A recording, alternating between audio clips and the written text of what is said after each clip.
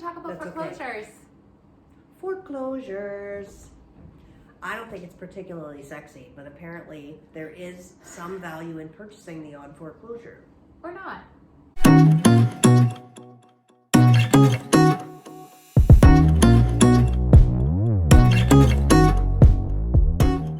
Hello. Hi. Guess who this is? That's Jamie. And this is Jennifer. We are realtors at the Big Pink Chair Real Estate with EXP. And we are here today to talk all about foreclosures. Everybody wants to know about a foreclosure. It's crazy. People lose their minds and marbles about foreclosures, and they think it's a really, really big deal. And we're kind of here to destroy all your hopes and dreams. And kill the myth. Yeah, It's not always a great deal. it's definitely not. Sometimes it's a big giant headache. But before you do that, make sure to hit subscribe and press the little bell so that you're notified of any of our new videos so that you can join in the journey. We're here to give you all the information about real estate and make sure that you know what you're doing to empower you to be an informed and knowledgeable real estate owner. Jamie and I have had different experiences. She's been on the buying end of foreclosures. I've been on the selling end of foreclosures. And I think the consensus is there's some good stuff to be had in the foreclosure world, but it's a lot of headaches. So be prepared for the long road. I think there's a common misconception out there. Everybody hears foreclosures and they get really, really excited and they think, you know, there's going to be a great deal to be had and the best way for you to gain a lot of money or a lot of instant equity is by buying a foreclosure. And the reality is not that. Not always so. So coming from a buying side, there's two ways that you can purchase a foreclosure. Two owners. One is when the bank owns it, so it's financially institution owned, or the other way is a court of Queen's bench, so it's currently being held up in the courts. When a bank owns it, it means somebody basically has walked away from their mortgage. Now the bank, as they are the one with the mortgage on it, it's theirs to sell. And when it's court of Queen's bench, usually it's the seller is being taken to court, and now the court is forcing them to sell their home.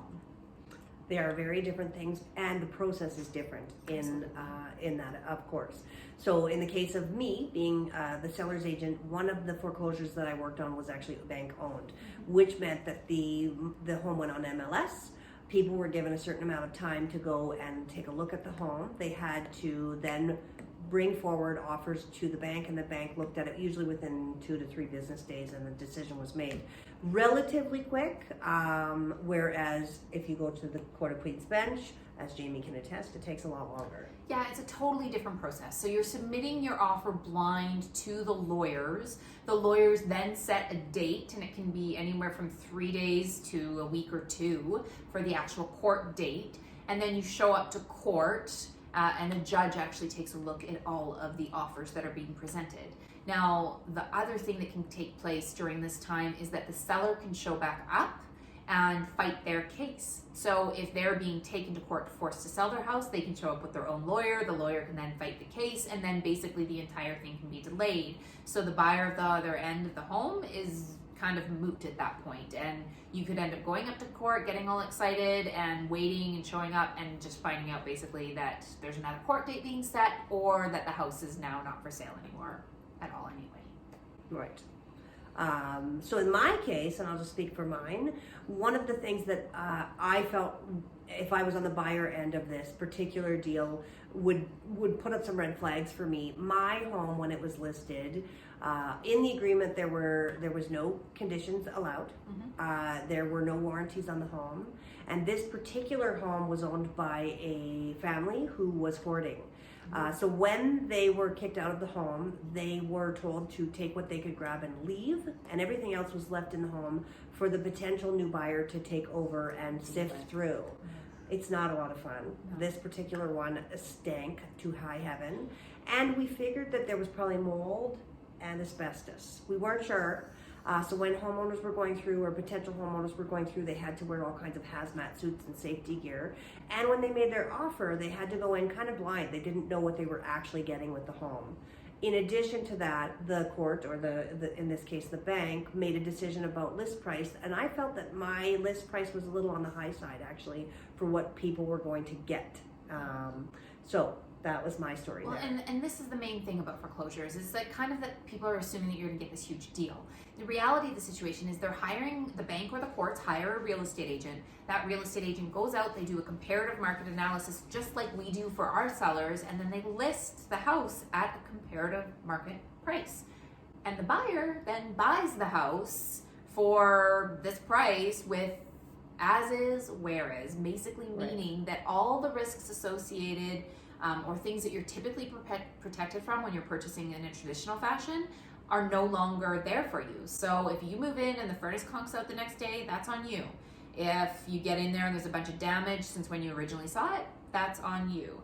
If nothing works, if like whatever it is that you find, it's up for you. You're now the owner and you purchased that sight unseen kind of thing. Like that's whatever's there is yours.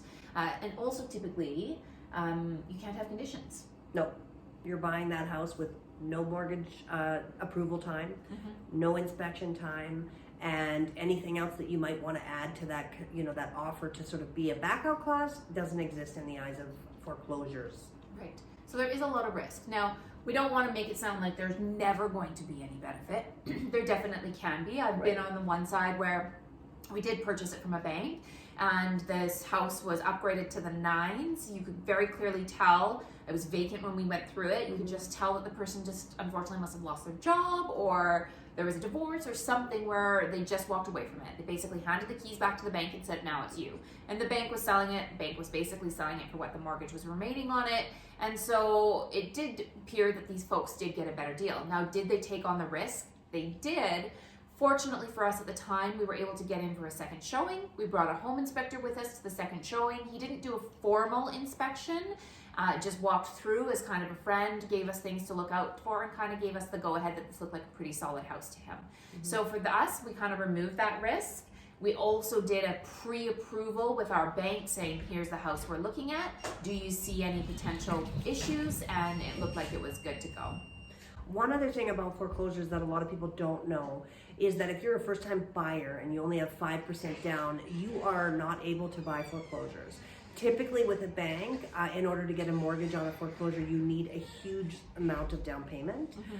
One, because the bank doesn't want to take the risk either. So there is a red flag in that. Remember that when you go out. To end my story off, the listing that I had a 2-day window on it. I believe we were able to let people look through the home for 2 days. And then we took those offers that were submitted, and there were 37 of them, to the bank, and the bank had 4 days to take a look over the offers and choose the best option. So that's the other thing about foreclosures is you can often end up in multiple offer situations and pay way more than you probably should have for a risk that you don't have any knowledge of how bad it is. What do you think that house would be worth today?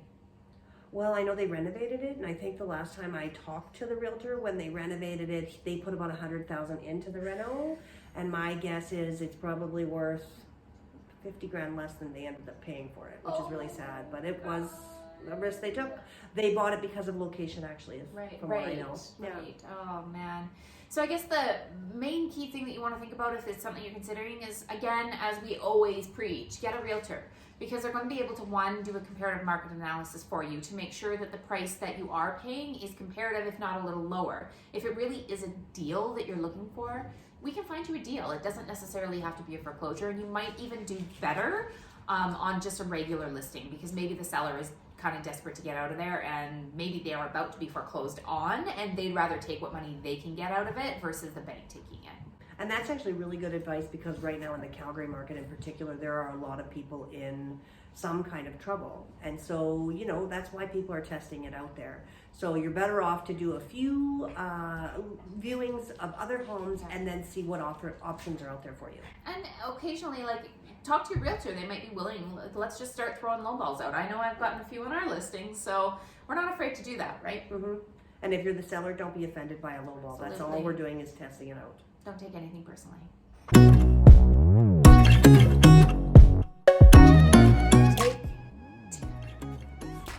It's C. Shake it up a little. Well, shake it.